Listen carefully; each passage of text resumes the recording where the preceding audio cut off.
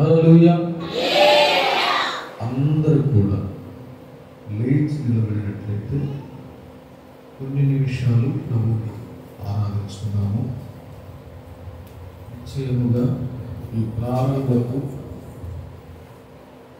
రాత్రి నా దేవుడు మన సంఘాన్ని, మన పరిచర్యలను, మన కుటుంబాలను, మన పిల్లలను ప్రభు జ్ఞాపకం చేసుకోవాలి. ఈ 4 దినాలు ప్రభుతో సంబంధం కలిగి, మంచి మనస్సు కలిగి, యథార్థ హృదయంతో దేవుని సన్నిధిలో ప్రభుని నిండు మనస్సుతో మనం ఆరాధించుకున్నాం. ప్రభువా, నువ్వెంతైనా నమ్మదగిన దేవుడు అయ్యా. నీ వద్దకు వచ్చిన వారిని నీవు త్రోసివేయక, నీ ప్రజల పక్షమై నిలవబడి, నీ ప్రజల ఎడల నీ కనికరములు చూపించే దేవుడు అయ్యా. ఈరోజు నీ సన్నిధికి మేము వచ్చాము, నీ పాదాల ఎదుకు మేము వచ్చాము. నీ హస్తాలు తండ్రి, నీ స్పర్శ మమ్మల్ని తాకునట్లు మాకు సహాయం చేయండి ప్రభువా. అడగాలి ప్రభుని అడగాలి. ప్రభు పాదాలు పట్టుకొని అడగాలి. ప్రభు పాదాలు పట్టుకొని అడుగుదాం. ప్రభు పాదాలు పట్టుకొని అడుగుదాం. ప్రభు పాదాలు పట్టుకొని యేసయ్యా, యేసయ్యా, యేసయ్యా, కనికరించండి, కనికరించండి, కనికరించండి. అడగండి ప్రభువా, ఈ 4 దినాలు ఇదిగో మా నాయన ఈ పండుగలలో నీ బలమైన అభిషేకం ద్వారా, బలమైన ఆత్మ ద్వారా నన్ను తాకండి. బలమైన ఆత్మ ద్వారా నన్ను తాకండి అయ్యా. బలము కలిగిన నీ వాక్కు యేసు నామములో విడుదలవుతుండగా అగ్ని లాంటి నీ మాట తండ్రి నా హృదయాన్ని తాకినప్పుడు ప్రభువా, నాలో ఉన్న నీకు ఆయాస్కరమైన సమస్త క్రియలు యేసు నామములో నిర్వీర్యపరచండి. నీ సన్నిధిలో నేను ఉన్నాను, నీ సన్నిధిలో నేను ఉన్నాను, నీ సన్నిధిలో నేను ఉన్నానయ్యా. అయ్యా, నీ సన్నిధికి నేను వచ్చాను ప్రభువా, దీనుడినై వచ్చాను. నిస్సహాయకమైన స్థితిలో నీ సన్నిధిలో ఉన్నాను. ఏ పరిస్థితిలో నువ్వు ప్రభు పాదాల దగ్గరికి వచ్చావు. ఈరోజు ఈ మొట్టమొదటి దినమందే ప్రభువుకు తెలియపరచు నీ మాట. అయ్యా, ఒకవేళ కుటుంబ సమస్యలతో వచ్చావా, నీ కుటుంబ సమస్యలు నీ ప్రభువుకు తెలియపరచు. నీవు ఆర్థిక ఇబ్బందులతో వచ్చావా, నీ ఆర్థిక ఇబ్బందులు నీ ప్రభువుకు తెలియపరచు. నెమ్మదైన పరిస్థితులను వచ్చావా, నెమ్మదైన నీ పరిస్థితిని ప్రభువుకు తెలియపరచు. ఒకవేళ అప్పులతో నువ్వు వచ్చావా, ఇది ఈ అప్పులతో నేను బాధపడుతూ ఉన్నానయ్యా, ఈ అప్పుల నుండి విడిపించయ్యా అని ప్రభువుని అడుగు. ఒకవేళ అనారోగ్యముతో వచ్చావా, నా అనారోగ్యము నన్ను విడిపించి నన్ను బాగు చేయి ప్రభువా అడుగుతావా? ఈ రాత్రి అడుగుతావా? ఈ ప్రారంభ దినమందు దేవుని పాదాల దగ్గర ఉన్న నీవు, దేవుని సన్నిధిలో ఉన్న నీవు ఒక్కసారి స్వరమెత్తి గళమెత్తి నిండు మనసుతో నీ ప్రభువుని నువ్వు వేడుకుంటావా? నోరు తెరవాలి, నోరు తెరవాలి, నోరు తెరవాలి. స్త్రీలు నోరు తెరవాలి, నోరు తెరవాలి, అడగాలి.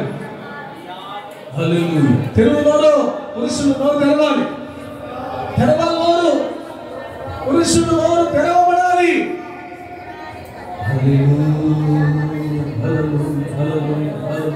అయ్యా, మా గ్రామాన్ని జ్ఞాపకం చేసుకోయ్యా. అయ్యా, మా గ్రామ ప్రజలను జ్ఞాపకం చేసుకోయ్యా. అయ్యా, అన్ని జనులను మార్చయ్యా. దేవుని ఎరుగిన వారిని మార్చండి. అయ్యా, సంఘాన్ని వృద్ధిపరచండి అయ్యా, సంఘాన్ని బలపరచండి అయ్యా. సంఘంలో నూతన కార్యాలు జరిగించండి. కొత్త వ్యక్తులను సంఘంలో తీసుకురండి అయ్యా. కొత్త కుటుంబాలు సంఘంలోనికి చేర్చండి.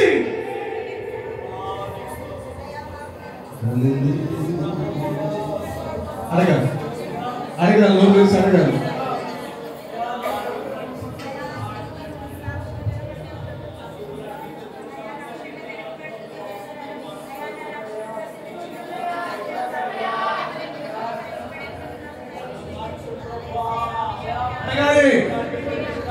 నోరు తెరిచి ప్రభువుని అడగాలి. ఈ ఉపవాస ప్రార్థనలో ఒక విజయాన్ని నువ్వు చూడాలి. ఈ ఉపవాస ప్రార్థనలో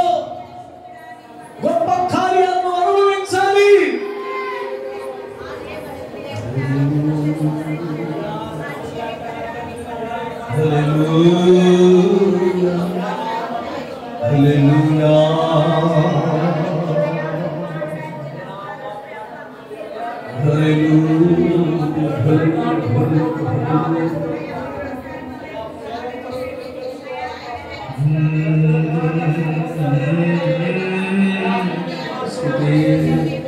నీ కుటుంబాన్ని, నీకు అసాధ్యంగా ఉన్న ప్రతి కార్యాన్ని, ఏది నిన్ను కృంగదీస్తుంది, ఏది నీ స్థితిని గలిబిలి చేస్తుంది, ప్రభువుని అడుగు. ఉద్యోగంలో విఫలమవుతున్నావా? ప్రభువుని అడుగు. ఈ ప్రారంభపు రాత్రే ప్రభువు కార్యం జరిగించినట్లు అడుగు.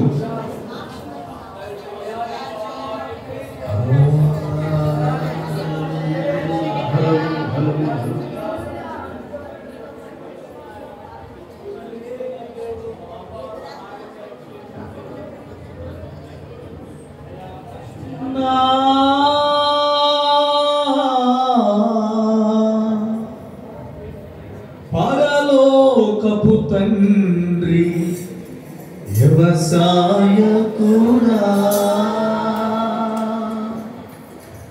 నా పరలోకపు తండ్రి వ్యవసాయకుడా,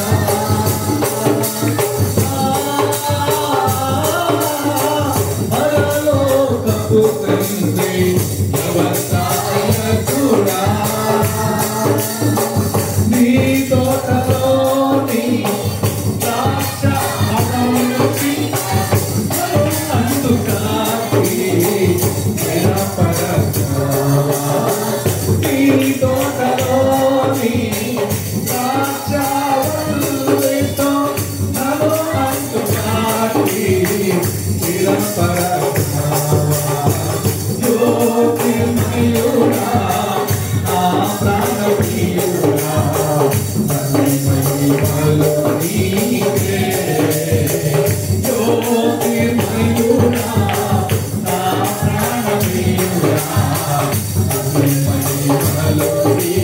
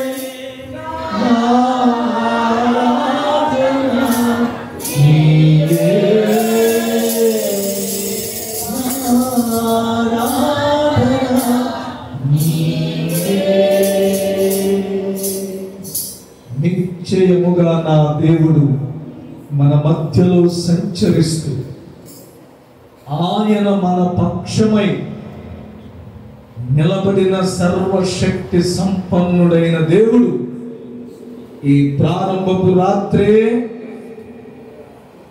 నిన్ను దర్శించి తన వాక్కు ద్వారా నిన్ను బలపరిచి తన సన్నిధిలో ఉన్న సంపూర్ణ కృపతో నిన్ను నింపు దేవుడై ఉన్నాడు. రెండు చేతులు పైకెత్తి చప్పట్లు కొడుతూ ప్రభునామాన్ని మహిమపరచుగా.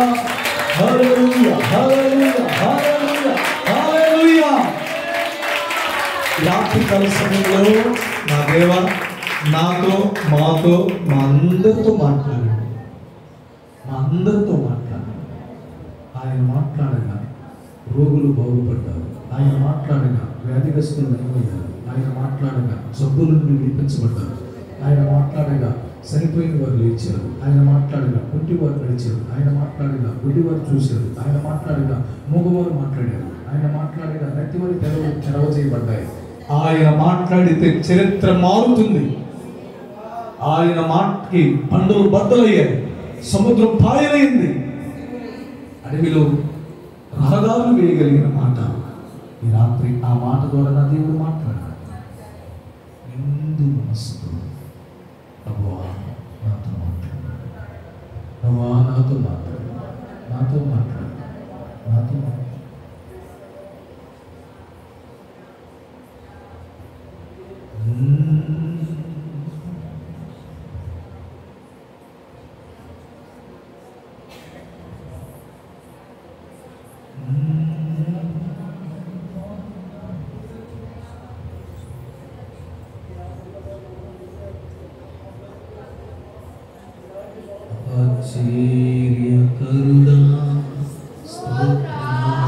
రెండు చేతులు పైకెత్తి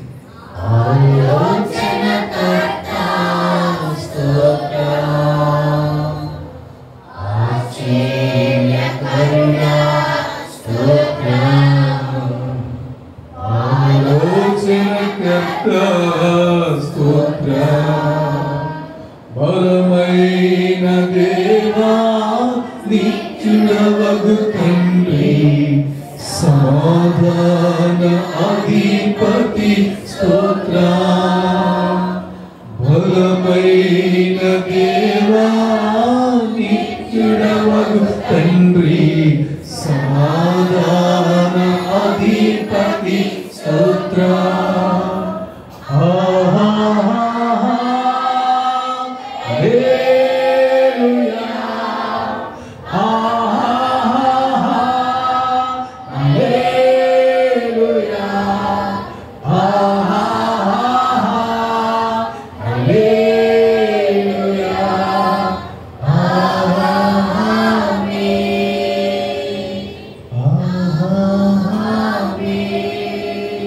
ప్రార్థన చేసుకుందాం.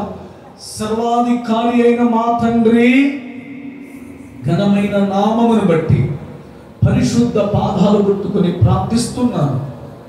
ఎప్పటి వరకు మా మధ్యలో మీరుండి పాటల ద్వారా, ప్రార్థనల ద్వారా, విజ్ఞాపనల ద్వారా ఘనపరచబడి కొన్ని నిమిషాలు వాక్యం ధ్యానిస్తుండగా మానవ స్వరాన్ని మరుగుపరిచి దైవ స్వరం ద్వారా నీ బిడలమైన మా అందరితో మీరు మాట్లాడి మాకు కావలసిన దైవిక సందేశం మాకు అందించండి.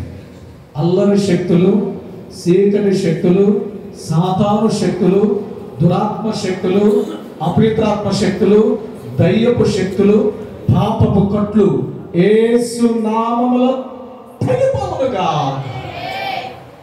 రాత్రి నీ సేవకులను పెట్టుకున్న అందరితో మాట్లాడి మహిమ పొందమని యేసు నామమున అడుగుచున్నాను తండ్రి. ఆమేన్. అందరూ కూర్చున్నట్టు కాస్త ముందుకు జరగండి. హల్లెలూయా. ఒకసారి అందరూ రెండు చేతులు పైకెత్తి ప్రభువుకు స్తోత్రం చెల్లించండి. స్తుతి, స్తోత్రం, స్తుతి, స్తోత్రం. హల్లెలూయా.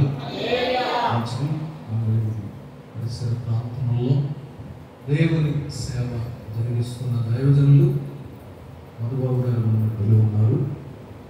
వారు దేవుని వాక్యాన్ని అందిస్తారు. మరి నాకు ఎంతగానో సుపరిచితులు. అది ఇప్పటి వరకు సేవకుని క్రౌడులు ఇవి మొట్టమొదటిసారి చక్కగా దేవుని వాక్యాన్ని మనందరం కూడా శబ్దతో విందాం. స్తోత్రం కలుగునుగా. హల్లెలూయా, హల్లెలూయా. ఎవరైతే ఉన్నారా కాస్త రెండు చేతులు పైకెత్తి దేవుని స్తోత్రం చెప్పండి. హల్లెలూయా. మంచిది. అందరూ శ్రద్ధగా దేవుని వాక్యం విందాం. దైవజనులు మధుబాబు గారు దేవుని వాక్యం అందించవలసిందిగా కోరుతున్నాను. చప్పట్లు కొట్టి ప్రభు నామాన్ని పొందవచ్చు.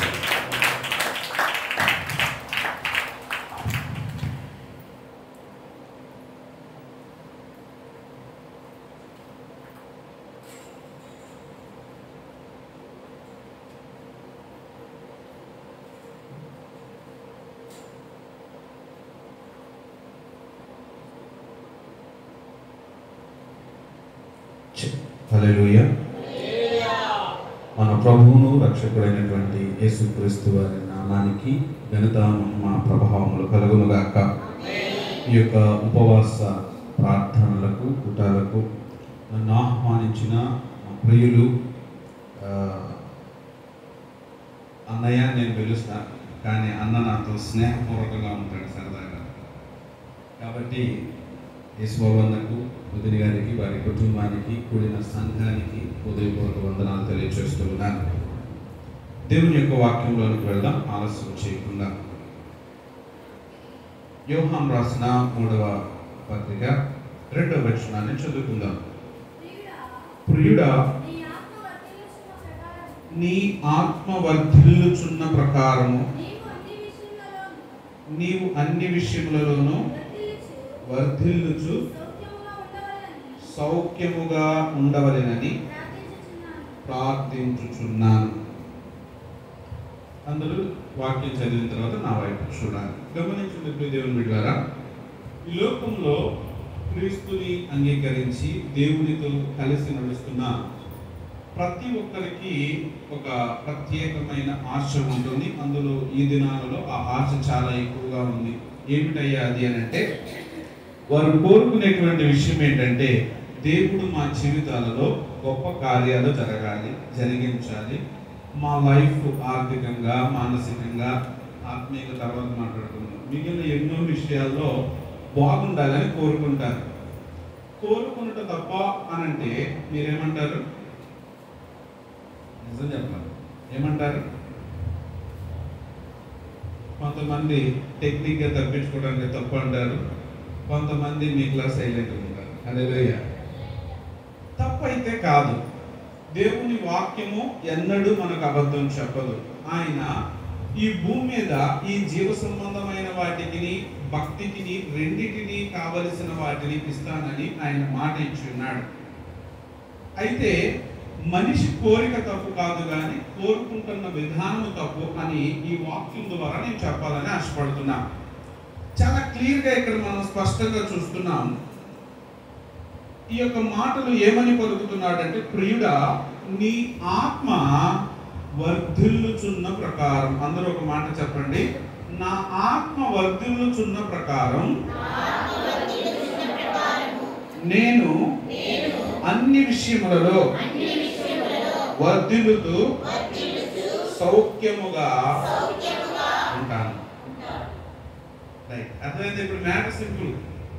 ఏంటి అని అంటే, ఏదైతే మన జీవితాల్లో ఫలములను, కార్యాలను చక్కగా జరిగించి మనం విజయవంతముగా ఈ భూమి మీద బ్రతకాలి అన్న దానికి దేవుడు ఎప్పుడు కోరుకున్నట్లుగా ఇచ్చివేయటం కాదు, కానీ ఆయన ఏమంటాడంటే, నియమంతో కూడినటువంటి ఆయన ఆశీర్వాదాలు ఉంటాయి. ఏంటా నియమం ఇక్కడ మనం చూస్తుంది అని అంటే, మన యొక్క ఆత్మలు వర్ధిల్లాలంట. ఏమవ్వాలి? మన యొక్క ఆత్మలు కొంచెం గట్టిగా చెప్పొచ్చు, వర్ధిల్లాలి. ఇదే వాయిస్ లాస్ట్ వరకు మెయింటైన్ చేయండి. టైం అవుద్ది, లేదంటే కొంచెం ఒక అరగంట, 3/4 గంట, గంట లేట్ అవుద్ది. రైట్? సో దేవుడు ఏమంటున్నాడంటే మనం అన్ని విషయాల్లో వర్ధిల్లాలి. ఎలాగా అంటే సౌఖ్యవంతముగా అంటే సుఖముగా ఉండేటట్లుగా లేదా క్షేమముగా ఉండేటట్లుగా దేవుడు నిన్ను నన్ను మనందరినీ వర్ధిల్ల చేయాలనేది ఆయన యొక్క ముఖ్య ఉద్దేశమై ఉన్నది. అయితే గమనించండి, దేవుడు నిన్ను సౌఖ్యముగా వర్ధిల్లుతూ బ్రతకాలని కోరుకుంటూ ఆయన ఒక విషయాన్ని చెప్తా ఉన్నాడు. అలా జరగాలి అని అంటే మొదట మనం ఆత్మీయంగా బలపడాలి అనేది ఆయన యొక్క కోరిక. మనందరము ఆత్మీయంగా బలపడటానికి పెట్టే ప్రయాస కంటే వర్ధిల్లడానికి పెట్టే ప్రయాస ఎక్కువగా ఉంటుంది. మనం గమనిస్తే మన దేశంలో కొన్ని రూల్స్ అండ్ రెగ్యులేషన్స్ ఉంటాయి, అవునా? ఉదాహరణకి నడుచుకుంటూ వెళ్ళినా, బండి మీద వెళ్ళినా ఎటు పక్క వెళ్ళాలి? ఇటు పక్క కదా, ఎడం పక్క. అదే ఏ దుబాయో అమెరికాలో పోయాం అనుకోండి, మా దేశంలో మేము ఎడం పక్కనే నడుస్తాం అని చెప్పి మనం ఎడం పక్కన వెళ్ళాం అనుకోండి, వెళ్ళేటప్పుడు నడుచుకుంటూ వెళ్ళి వచ్చేటప్పుడు ఎవరో మోసుకురావాల్సి వస్తుంది. ఎందుకని అని అంటే ఇక్కడ ఉన్న నియమము అక్కడ లేదు. అక్కడ నియమం వేరు, ఇక్కడ నియమం వేరు. ఈ లోక సంబంధమైన నియమాలు వేరు, దైవ సంబంధమైన నియమాలు వేరు. ఎందుకనంటే మారు మనసు పొంది బాప్తిస్మము తీసుకుని పాపక్షమాపణ నిమిత్తమై దేవుని రాజ్యంలో మనం అడుగు పెట్టాం. ఇక్కడ మనం ఉంటాం, కానీ మన నియమాలన్నీ దేనికి సంబంధించినవి అని అంటే దేవుని రాజ్యానికి సంబంధించినవి. దేవుని రాజ్యానికి సంబంధించినప్పుడు దేవుని దగ్గర నుంచి ప్రతిఫలము అనేది కలుగుతుంది. దేవుని దగ్గర నుంచి ప్రతిఫలము కలగాలి అనుకున్నప్పుడు దేవుడు చెప్పిన నియమాలను బట్టి ఈ భూమి మీద నీవు నడవాలి. ఈ భూమి మీద దేవుని నియమాలను దాటి నీ నియమాలే దేవునికి అప్లై చేసి ఇది దేవుని నియమం అన్న విధానంలో గనక నీవు ప్రవర్తిస్తే దేవుని నియమాన్ని నీవు నిర్వర్తించలేదు. కాబట్టి దైవ సంబంధమైనటువంటి ఆ యొక్క వర్ధిల్లేటువంటి స్థితి, సౌఖ్యముగా ఉండేటువంటి స్థితిని మనము చూడలేకపోతూ ఉంటాం. ఎందుకు ఈ విషయాన్ని నేను చెప్తున్నానంటే హోషేయ గ్రంథంలో ఒక మాట అంటాడు. ఏమని అంటే నా జనులు జ్ఞానము లేని వారై నశించుచున్నారు అన్న పదాన్ని వాడతాడు. ఒక వ్యక్తి, దేవుని ఎరిగిన వ్యక్తి ఎందుకు నశించుతున్నాడు అని అంటే దేనివల్ల చెప్పాలని ఎలాగా? జ్ఞానము లేక. మనమేమనుకుంటాం, ఇదిగమ్మా మీరు అప్పుల పాలయ్యారు, బుద్ధి లేక జ్ఞానం లేక అన్నాను అనుకో, పాస్టర్ గారు ఇంకోసారి పిలిచామంటే నీకు మర్యాద ఉండదు, వేసుకోమని వారిని అవుతుంది. ఎందుకు అని అంటే మేము బుద్ధిహీనులము అజ్ఞానులము కాదు అనేది మన ఫీలింగ్. కానీ దేవుడు చాలా స్పష్టంగా చెప్తున్నటువంటి విషయం ఏంటంటే నీవు అజ్ఞానము చేతనే నశించిపోతున్నావు తప్ప ఇక మరి దేనిని బట్టి కాదు అన్న విషయాన్ని దేవుడు చాలా క్లియర్ గా చెప్తున్నాడు. మనము తక్కువ కులంలో పుట్టినందుకు నశించలా, మనము లేదంటే డబ్బులు లేక ఉండటాన్ని బట్టి మనము నాశనమైపోట్లా, ఇబ్బంది పడతలా. మనము దేవుని సన్నిధిలో ఎందుకు నశించిపోతున్నామో, ఎందుకు మన జీవితాలు ఎదగనటువంటి స్థితిలో ఉన్నాయి అని అంటే మనలో ఉన్న అజ్ఞానము. ఏ అజ్ఞానము అని అంటే నీ యొక్క ప్రవర్తన విధానము, నీ యొక్క నడక, నీ యొక్క పద్ధతులు దైవ నియమాలను బట్టి ఉండాలి తప్ప నీ సొంత ఆలోచనను బట్టి ఉండకూడదు అని ప్రభువు మాట్లాడుతూ ఉన్నాడు. హల్లెలూయా. సో ఇప్పుడు మనం గమనించాల్సినటువంటి విషయం ఏంటంటే నీవు కోరుకున్నట్టు దేవుడు నిన్ను వర్ధిల్ల చేస్తాడు. నీవు కోరుకున్నట్లు నీకు ఏమి కావాలో వాటిని సమకూరుస్తాడు. ఆయన అన్నిటినీ అనుగ్రహించగలడు, పరిస్థితులను మార్చగలడు. కానీ ఎప్పుడు అనంటే నీవు దైవ సంబంధమైన నియమాలను బట్టి ముందుకు నడిచినప్పుడు మాత్రమే. హల్లెలూయా. సో ఇప్పుడు మనము అసలు దైవ సంబంధమైన నియమాలు ఎట్లా ఉంటాయో మనకు తెలుసా? ఇప్పుడు చదువుకున్నాం కాబట్టి ఏమని, ప్రియుడా నీ ఆత్మ వర్ధిల్లుచున్న ప్రకారము. ఏం వర్ధిల్లాలి? ఆత్మ వర్ధిల్లాలి. చాలా ఈ విషయాన్ని మాట్లాడినప్పుడు చాలా మంది ఏమంటారంటే, ఏ పాస్టర్ గారు కొన్ని సంవత్సరాల క్రితం బాప్తిసం తీసుకున్నా, నెల నెల బలారాధనలో ఉంటా, వారం వారం మందిరానికి వస్తా, కానుకలు ఇస్తా, దశభాగం ఇస్తా, సో ఇంకేంటి నేను నా పిల్లలకు బాప్తిసం ఇప్పించా, ఇట్లా లిస్ట్ చెప్తాను కదా. సో స్పిరిచువాలిటీ లేదా మనం ఆత్మ సంబంధమైనటువంటి డెవలప్మెంట్, గ్రోతింగ్ అనేది వీటితో కంపేర్ చేస్తే సరిపోతుందా?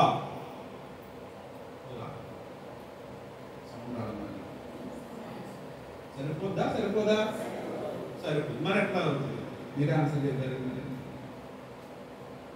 ఎట్లా, ఎలా మనం కంపేర్ చేసుకుంటాం?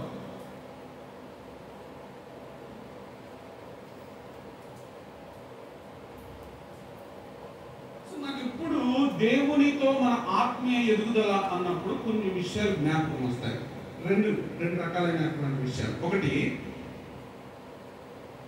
దేవునితో మన ఆత్మీయత ఎదిగిందా ఎదగలేదా అనేది దేవునితో మనకున్న రిలేషన్ బట్టి ఆధారమైనది. ఎలా ఉంటుంది రిలేషన్ అంటే? దేవునితో సహవాసం. మన సహవాసం బాగుందా అని మనం ప్రశ్న వేసుకుంటే మనం అంతా అసలు మామూలు కాదనండి, నేను ప్రార్థన చేస్తే అది జరుగుతుంది అన్నట్టు మనం మాట్లాడుతూ ఉంటాం. నేను క్వశ్చన్ వేస్తున్నాను. నా దేవుడు ఒక చోట అన్నాడు, నా స్నేహితుడైన అబ్రహాముకి చెప్పకుండా నేనేమైనా చేస్తానా అన్నాడు. ఎవరు సార్? అబ్రహాం. ఒక మనిషి మనలాగానే. ఎవరు అబ్రహాం? ఏముంది అబ్రహాం దగ్గర? ఏమీ లేని వాడిని పిలిచాడు. ఏం జరిగింది, ఏమైంది అని అంటే ఇప్పుడు వచ్చేసరికి అంటున్నాడు, నా స్నేహితుడైన అబ్రహాం అంటున్నాడు. ఆ స్నేహితుడైన అబ్రహాం ఎట్లా అయ్యాడు? ఏ రీతిగా అయ్యాడంటే, అబ్రహాము దేవుడు చెప్పిన ప్రతి మాటను నమ్మి నడిచాడు కాబట్టి ఇప్పుడు అన్నాడు, నాతో ఇంత చక్కటి సహవాసము కలిగిన నా స్నేహితుడైన అబ్రహాముకి చెప్పకుండా నేనేమి చెయ్యను అని మాట్లాడుతున్నాను. సో మనం కంపేర్ చేసుకుంటాం. ఎవరంటారు? అబ్రహామా లోతా? ఆ మాటను ఒకసారి ఆలోచించేయండి. ఈ సర్వ సృష్టిని తన మాటతో సృష్టించిన వాడు, మహాకాశమును సృష్టించిన వాడు, నక్షత్రములను సూర్యుడిని సృష్టించిన వాడు, చంద్రుని సృష్టించిన వాడు, తన మాటతో అన్నిటినీ ఫినిష్ చేసిన వాడు, ఎవరో ఏ మాత్రము కూడా పనికిరాని పాపలోకంలో జీవిస్తున్న ఆ ఒక్క వ్యక్తిని చూసి అంటున్నాడు, ఈ వ్యక్తికి చెప్పకుండా నేనేం చేయను. పొరపాటు మన లైఫ్ లో ఒక ఎమ్మెల్యే ఉండి పలానా వ్యక్తిని పిలవండి, నేను మాట్లాడి కొన్ని నిర్ణయాలు తీసుకోవాలి అన్నాడు అనుకోండి, ఆ మాట తెలిసిన దగ్గర నుంచి రొమ్మెట్ట ఇరుసుకొని 2 గుండీలు తీసి కావరా వెనక్కలాగి నడుచుకుంటూ వెళ్తూ ఉంటాం. ఎందుకు? ఆఫ్టర్ ఆల్ 5 ఏళ్ళు ఉండే ఎమ్మెల్యే తనకంటూ తన అధికారానికి హద్దులుండి అలా నడిచేటువంటి ఆ వ్యక్తి నిన్ను పిలిచి ఇంకో పలానా పని చేద్దాం అనుకుంటున్నాను అని చెబితే, అసలు నిజానికి మన మీద అంత గుర్తింపు ఉండి మనం అంత గొప్పవాళ్ళని మనం అడిగి ఉండకపోవచ్చు బహుశా. కానీ ఒక దేవుని బిడ్డగా నిలిచి దేవుని మాటను నమ్మి చేసినటువంటి అబ్రహాముతో సృష్టించిన సృష్టికర్త అంటున్నాడు, ఇతనికి చెప్పకుండా నేనేమీ చేయను. నాకు అనిపిస్తాను, దేవుడు ఎప్పుడన్నా నన్ను చూసినప్పుడు పొగుడుంటాడా అని నా మీద నాకు డౌట్. చెక్ చేసుకున్నాను. యోబుని గురించి ఏమన్నాడు? యోబు వంటి నీతిమంతుడు భూమి మీదే లేడు తెలుసా నీకు అన్నాడు. మరి మనం చూసేమండి, నీ జీవితంలో దేవునికి సంతోషాన్ని కలిగించే వ్యక్తిలాగా నువ్వు జీవిస్తున్నావా? మరొక విధానంలో ఇదొక స్టేట్మెంట్. మరొక మాట చెప్తా. నాకు అర్థం కాని విషయం ఏంటంటే, బైబిల్ గ్రంథంలో గొప్ప వాళ్ళందరూ దేవుని కోసం సమస్తాన్ని త్యాగం చేసి నడిచింది. అవునా కదా? అబ్రహాం త్యాగం చేశాడా? మళ్ళీ అబ్రహాం అన్న పాస్టర్ గారు అంటారా? పోనీ షద్రక్ మేషక్ అబేద్నెగో చేశారా చేయలేదా? దానియేలు చేశారా చేయలేదా? ఏ స్థాయి వరకు చేశారండి? అంతే చంపుకో సుమారునా రెడీ పద వెళ్దాంపా, ఏదో గెస్ట్ హౌస్కి వెళ్ళినట్టు లేదా పక్కన రూమ్లోకి వెళ్ళినట్టు. షద్రక్ మేషక్ అబేద్నెగో వాళ్ళు అంటున్నాడు, మా దేవుడు బతుకుతాడు, బతికి చుట్టూ చచ్చిపోతాడు, ఏంటంటే ఇప్పుడు పద వెళ్దాం అని అంటున్నాడు. దేవుని కోసం మనం ఏం త్యాగం చేసుకున్నాం? ఒక రిలేషన్ ఉంటుంది. ఉదాహరణకి యవనస్తులు తాగి చెప్పుకుంటారుగా, రైట్? ఇప్పుడు యవనస్తులు నేను ఐ లవ్ యూ అని చెప్పుకుంటారు. ఒకరి కోసం ఒకళ్ళు అయ్యి తెచ్చుకుంటూ ఉంటారు, గిఫ్ట్ ఇచ్చుకుంటూ ఉంటారు. పొరపాటు ప్రాణం మీదకి వచ్చినప్పుడు ఈడు ఎక్కడ ఉంటాడు, మీరు ఏ ఊళ్ళో ఉంటాడు, ఊళ్ళు పని ఏం పని. అంత ప్రేమించుకునేటువంటి లోక సంబంధమైన ప్రేమలో త్యాగపూర్తమైంది లేదు. కానీ నిజమైనటువంటి ఆ యొక్క సంబంధం ఏదైతే ఉందో, రిలేషన్ ఏదైతే ఉందో, ఆ ఆ రిలేషన్ త్యాగము లేకుండా ఉండాలి. హల్లెలూయా, హల్లెలూయా. సో ఈ రోజున మనకు దేవునికి మనకు ఉండేటువంటి ఆ యొక్క రిలేషన్ ఏం చెప్తుందనంటే, దేవుడే నాకు ఇంపార్టెంట్, ఇంకెవరు కాదు. ఈ రోజున మనందరము భక్తి చేస్తున్నామనుకుంటూ కేవలము నామకార్థ భక్తిలో నడుస్తున్నాం. నీ ఆత్మ ఎదుగుదల ఉండేటువంటి బహిరంగ సాక్ష్యం ఏంటంటే ఇదే, దేవుని యొక్క సాక్ష్యాన్ని దేవుని ద్వారా నువ్వు పొందుకోవటం. రెండవది, దేవుని కొరకు దేనినైనా త్యాగం చేయటం. దేవుని సన్నిధిలో ఒకసారి నా మీద నాకే ఈ ప్రశ్న వచ్చినప్పుడు జరిగిన సన్నివేశాన్ని నేను చెప్తాను. ఈ ప్రశ్న కలిగిన వెంటనే నన్ను నేను చెక్ చేసుకున్నా. నేను దేవుని దగ్గరకు వచ్చి ప్రార్థన చేస్తున్నా, ఎవరి కోసం చేస్తున్నా? నా కోసం. మీరు కదా, మీరంతా దేనికోసం ప్రార్థన చేస్తున్నారు? ఎవరి కోసం చేస్తున్నారు? రైట్. మందిరానికి వచ్చి కానుకలు దశమ భాగం ఇస్తున్నాం. ఎందుకు?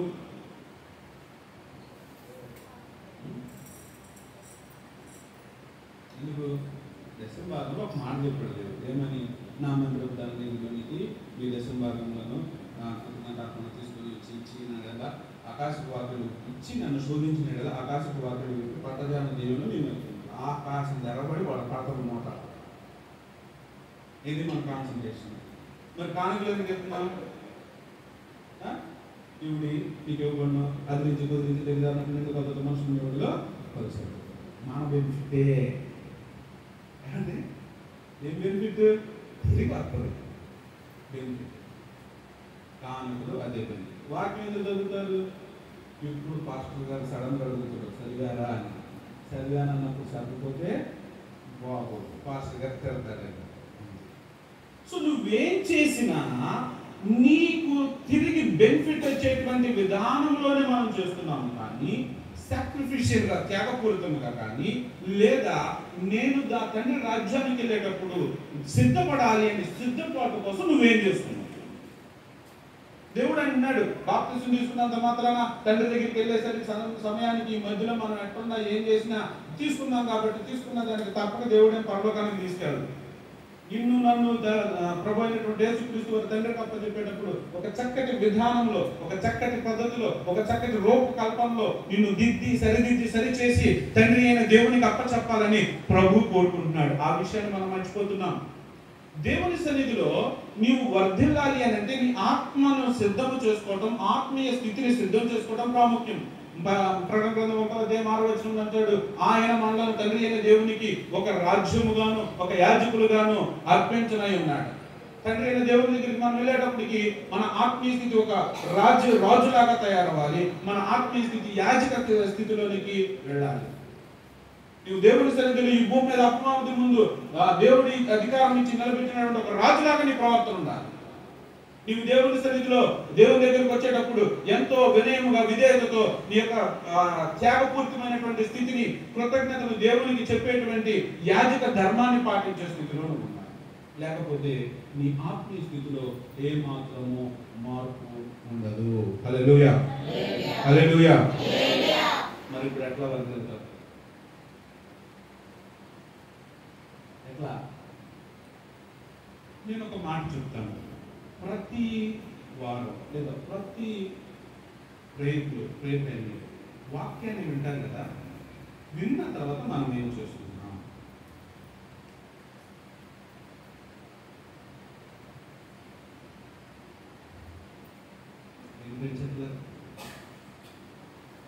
వింటున్నావా లేదా? సరే మీరు చెప్పండి, పాస్టర్ గారు వాక్యం చెప్తుంటే వింటున్నారా లేకపోతే ఇంటర్నెట్ నటిస్తున్నారా? దేవునికి స్తోత్రం. సౌండ్ బాగానే వచ్చింది. నా క్వశ్చన్ ఏంటంటే, ఎందుకు వాక్యం వింటున్నాం? విన్నాక మనం ఏం చేయాలి?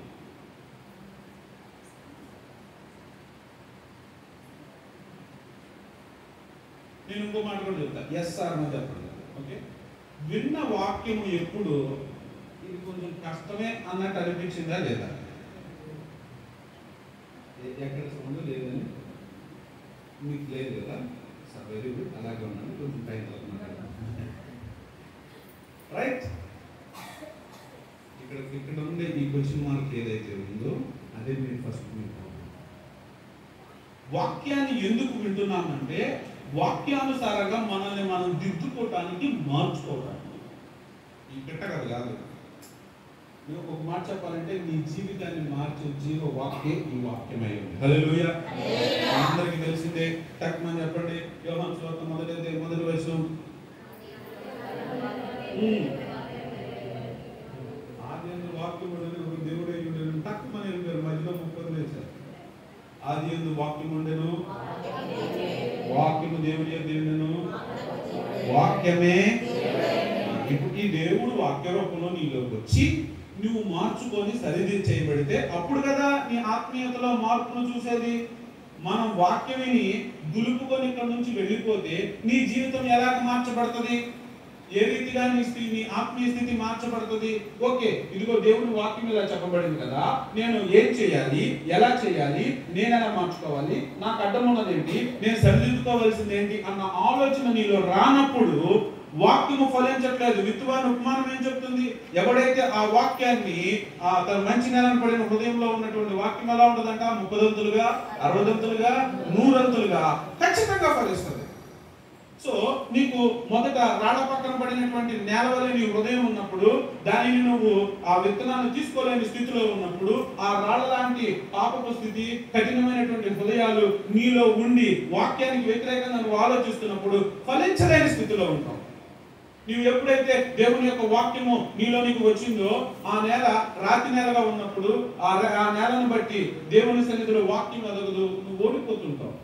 నీ హృదయము ఎలాగైతే ఆ ముళ్ళ కంపలో ఉందో, ఆటంకాలు అడ్డుగోళ్ళు వచ్చినప్పుడు, శ్రమ కలిగినప్పుడు వాటి నుంచి నువ్వు తప్పించుకొని వెళ్ళిపోతూ ఉంటావు, దేవుణ్ణి విడిచిపెడుతూ ఉంటావు. నీ వాక్యాన్ని నీ హృదయంలో దాచుకోవాలి. ఎందుకంటే సామెతల గ్రంథము 4వ అధ్యాయము 20వ వచనం నుంచి చదువుదాం.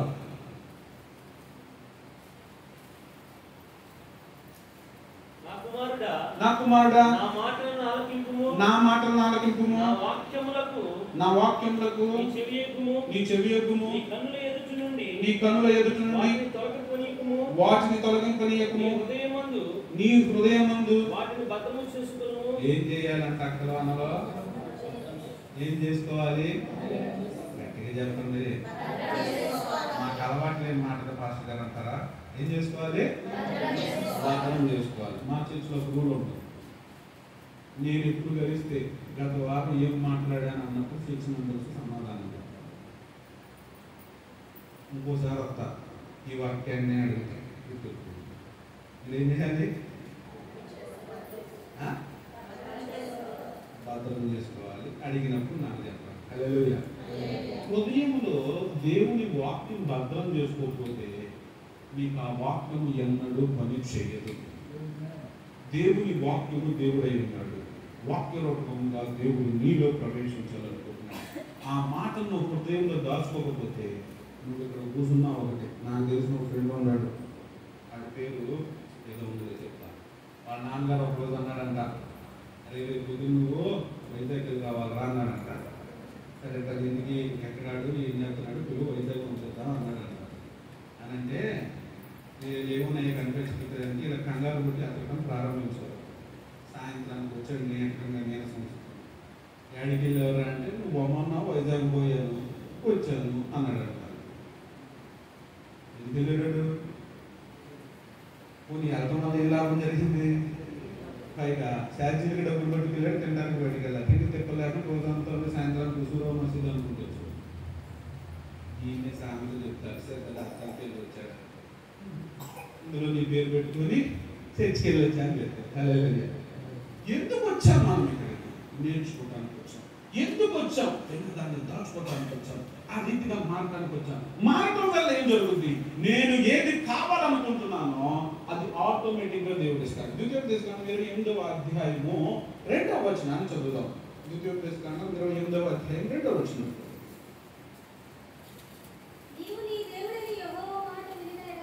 నీవు నీ దేవుడైన యెహోవా మాట వినిన యెడల ఈ దీవెనలన్నీ నీ మీదకి వచ్చి నీకు ప్రాప్తించు. అమ్మా నేను ఒక ప్రశ్న అడుగుతాను, చెప్పండి. పురుషులు ఒకరు చదవరా కొంచెం అదే మాటని 2:28.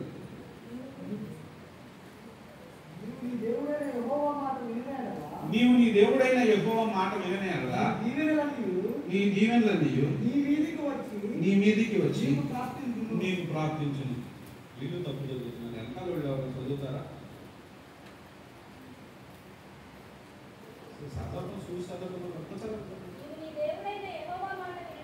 నీవు నీ దేవుడైన యెహోవా మాట వినిన ఎడల ఈ దీవెనలన్నీ మీకు కూడా అట్టగుందా?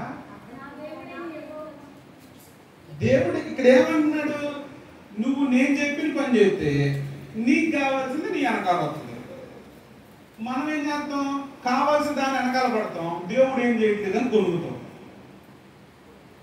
దేవుడు అంటున్నాడు, నా మాట నువ్వు విను, ఈ దీవెనలు నీ మీదకి వచ్చి నీకు ప్రాప్తిస్తాయి, నువ్వు అనుభవిస్తావు. నువ్వు దీవెన వెనకాల వెళ్ళమాక, నీకేది కావాలో దానికోసం తప్పించమాక. నీ ధ్యాస, నీ తృష్ణ ఎక్కడ ఉండాలి అని అంటే దేవుని సన్నిధిలో, దేవుని సన్నిధిలో ఆత్మీయంగా ఎదగడానికి దృష్టి పెట్టాలి. మనము అదొక్కటి ఏం చేస్తాం? దానికోసం తప్పిస్తూ ఉంటాం. రావాల్సిన దీవుల కోసం, జరగవలసిన కార్యం కోసం తప్పిస్తూ ముందుకు వెళ్ళిపోతాం. సో దేవుని సన్నిధిలో ఎప్పుడు నువ్వు వాటి వెనకాల పరిగెత్తకూడదు. మార్కు సువార్త 6వ అధ్యాయంలో కూడా ఏమంటాడు యేసు ప్రభువారు? ఏమి తిందుమా, ఏమి తాగుదుమా, ఏమి ధరించుకుందుమా అని చింతింపక మొదట దేవుని రాజ్యాన్ని, ఆయన నీతిని వెతకండి, అప్పుడు అవన్నీ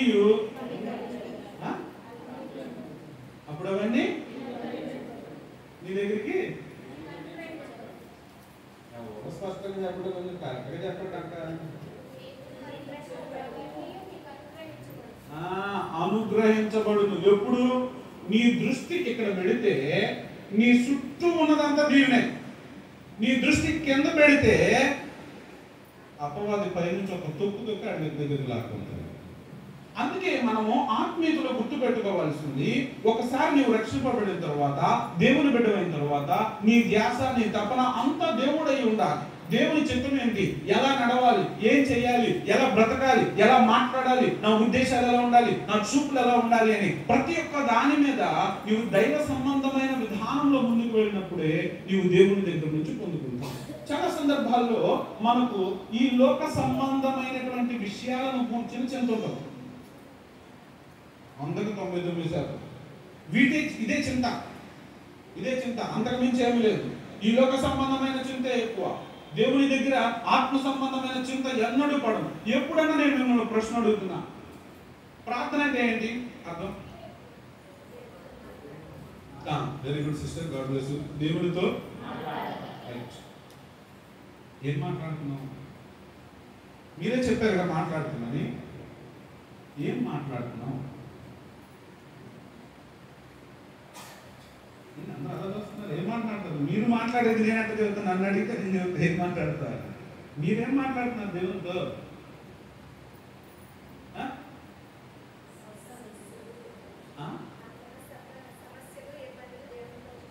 నైస్. ఇంకా కొంచెం అక్కడ ఇంకెక్కడ మిగిలిన చెప్పండి. ఏం మాట్లాడుతున్నావు?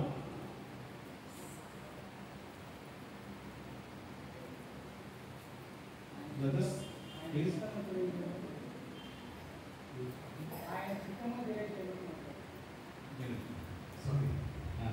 దేవుని యొక్క చిత్తమును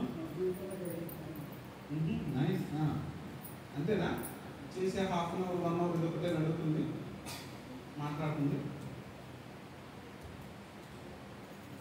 దేవుని సన్నిధిలో ప్రార్థన అంటే దేవునితో మాట్లాడటం, దేవుని దగ్గర మన విషయాలను అప్పచెప్పడం, తిరిగి ఆయన చెప్పింది వినటం.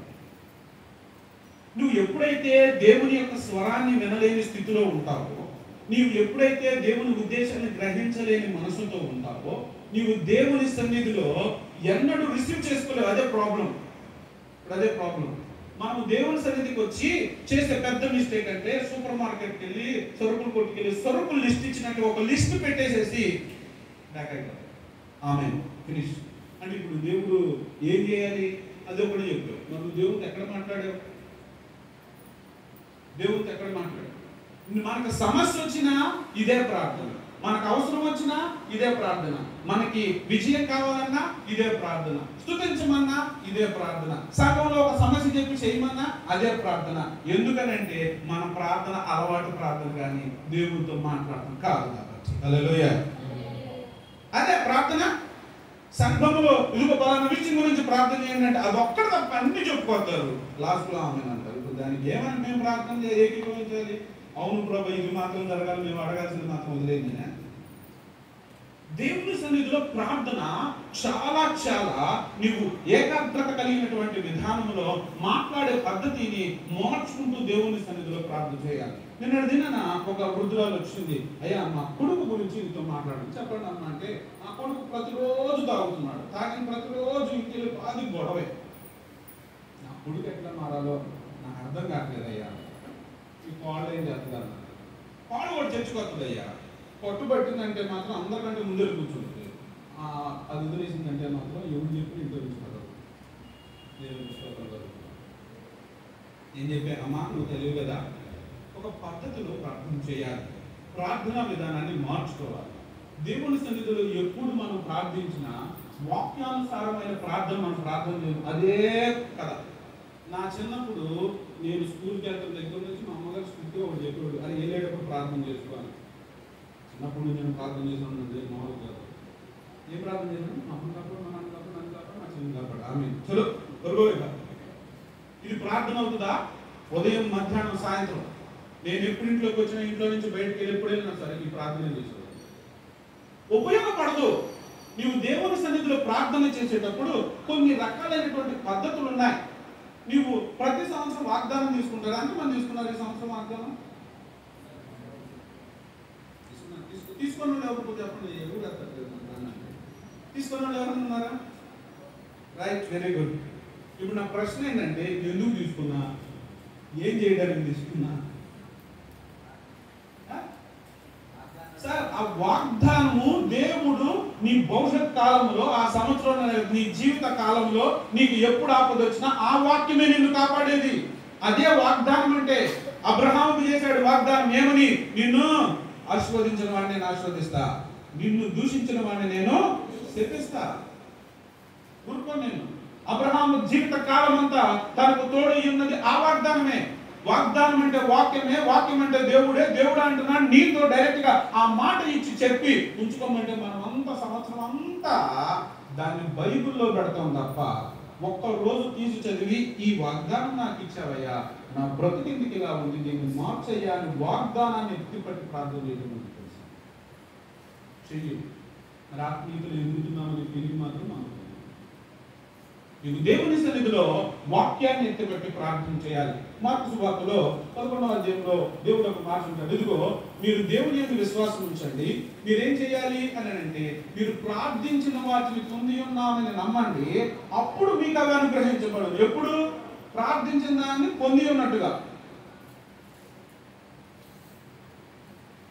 ఏంటిది? ప్రార్థించిన దాన్ని పొంది ఉన్నామని. ఇందాక మీరు ఏమన్నారు కదా,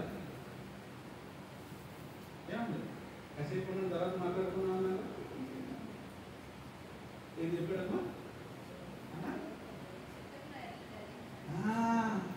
మరి ఏదన్నా ఈ ప్రార్థన దగ్గర ప్రాబ్లం చిత్తాన్ని అడుగుతున్నాం కానీ చిత్తాన్ని తెలుసుకోవడానికి వాక్యంలో మెడిటేషన్ చేయట్లా. అందుకే 1వ అధ్యాయం ఉంటాడు, దివారాత్రులు ఏం చేయాలా? ధ్యానించాలి. ధ్యానించినప్పుడు దేవుని చిత్తాన్ని మనము తెలుసుకుంటాం. దేవుని చిత్తాన్ని నెరవేర్చే వారంగా మనం ఉండాలి అంటే మొదట ఆయన శక్తిని ఇక్కడ తెలుసుకోవాలి. దేవుని వాక్యము నీతో మాట్లాడాలి. నువ్వు దేవుని సన్నిధిలో ప్రార్థన చేసే విధానాన్ని మార్చుకోవాలి. వాగ్దానాన్ని ఎత్తిపట్టి ప్రార్థన చేయాలి. ఏమవసరం లేదు. వాగ్దానాన్ని ఎత్తిపట్టి ప్రార్థన చేసిన రోజున నీ జీవితంలో ఎలాంటి మార్పు ఉంటుందో నువ్వు ఎన్నడూ ఊహించలేదు. ఎందుకంటే నా దేవుడు ఆల్వేస్ అడిగిన దానికంటే ఊహించిన దానికంటే అత్యధికంగా ఇచ్చేవాడు. హల్లెలూయా, హల్లెలూయా.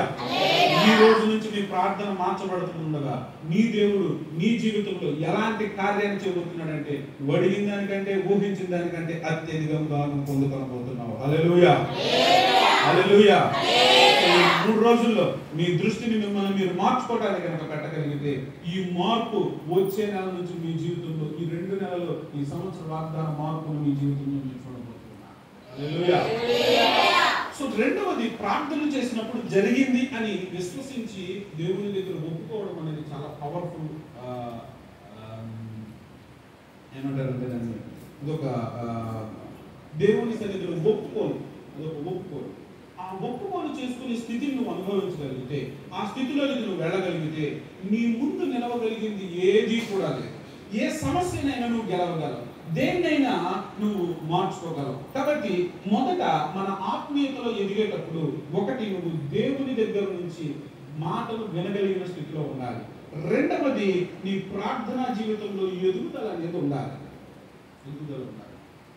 దేవుడు చాలా సందర్భాల్లో ప్రార్థన గురించి చాలా విషయాలు చెప్పాడు. నేను వాటన్నిటిని ఇప్పుడు మెన్షన్ చేస్తా, జస్ట్ మీకు ఫౌండేషన్ వేయడానికి నేను చూస్తున్నాను.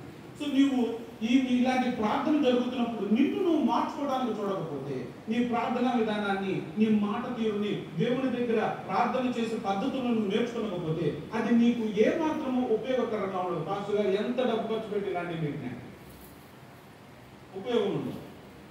ఉపయోగించుకున్న వాళ్ళు ఖచ్చితంగా దేవునికి సాక్షులుగా ఉంటారు. హల్లెలూయా, హల్లెలూయా.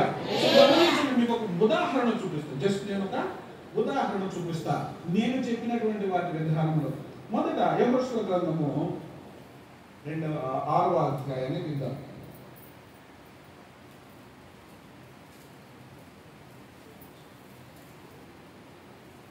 6వ అధ్యాయం మొదటి నుంచి చదువుదాం. ఆ కాలమున ఇశ్రాయేలీయుల భయము చేత ఎవడును వెలుపలికి పోకుండాను లోపలికి రాకుండాను యెరికో పట్టణ ద్వారము గట్టిగా మూసివేయబడెను. అప్పుడు యెహోవా యెహోషువతో ఇట్లనెను, చూడుము. హల్లెలూయా, హల్లెలూయా. ప్రభువులో ఉన్నవాడు హల్లెలూయా. వెరీ గుడ్, హల్లెలూయా. ఇప్పుడు ప్రశ్న, దేవుడు యెహోషువను ఏమని చెప్పాడు? ఏం చేయమని చెప్పాడు? చూడమని చెప్పాడు. That's it. ఏం చేయమన్నాడు? చూడమన్నాడు. ఏం చూడమన్నాడు? అసలు పరిస్థితి ఏంటి? యెహోషువ ఇశ్రాయేలీయులను తీసుకొని వెళ్ళాడు.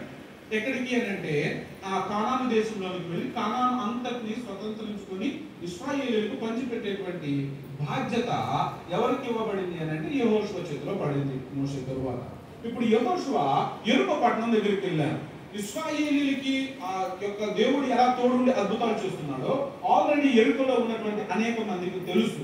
తెలిస్తే ఈ ఇశ్రాయేలీయుల భయం వలన ఆ యెరికో చాలా పెద్దదిగా వెడల్పుగా ఉంటుంది కదా, డోర్లు వేసేసారు. దాని వెడల్పు ఏంటంటే 2 రథాలు ఒకేసారి అటు వెళ్ళొచ్చు అంట, 2 రథాలు ఇటు రావచ్చు అంట. అంటే 4 రథాల యొక్క వెడల్పు గోడ ఉంది. 4 రథాలు పట్టేటువంటి వెడల్పు గోడ ఉంది. దాని ఎత్తు మహాభీకరమైంది. అయితే ఇప్పుడు ఆ గోడని వీళ్ళు పొరుగులతో ఆయుధాలతో పడగొట్టగలరా? 4 రథాలు వెళ్ళలేదంటే నా చిన్న ఎస్టిమేషన్ వేసుకుంటే ఇక్కడ నుంచి రోడ్డు కావతల పక్క దాకా ఈజీగా 4 రథాలు అంటే 4 రథాలు పెట్టి ఇంత వెడల్పాటి గోడని ఎవడన్నా తొలుచుకుంటూ వెళ్ళగలరా? వెళ్ళలేడు. ఇప్పుడు సమస్య, వాళ్ళు తలుపులు వేసారు, లోపలికి వెళ్ళారు, బయటికి రావట్లేదు. ఇప్పుడు దేవుడు యెహోషువతో ఇప్పుడు చెప్తున్నాడు ఏమని అని అంటే, నువ్వు చూడు. ఏం చూడాలి అని అంటే నీ కళ్ళకి ఏది కనిపిస్తుందో అది చూడమని కాదు. ఏమని చెప్తున్నాడంటే, నేను యెరికోను దాని రాజును పరాక్రమము గల శూరులను నీ చేతికి అప్పగించుచున్నాను. మీరందరూ యుద్ధ సన్నద్ధులై పట్టణమును ఆవరించి 6 దినములు చేయొచ్చు రావలను. 7 యాజకులు పొట్టేలు కొమ్ము కూరను పట్టుకొని ముందుగా నడవలను. 7వ దినమున మీరు 7 మార్లు పట్టణము చుట్టూ తిరుగుచుండగా ఆ యాజకులు బోరు నోదవలెను. మానక ఆ కొమ్ములతో ధ్వని చేయుచుండగా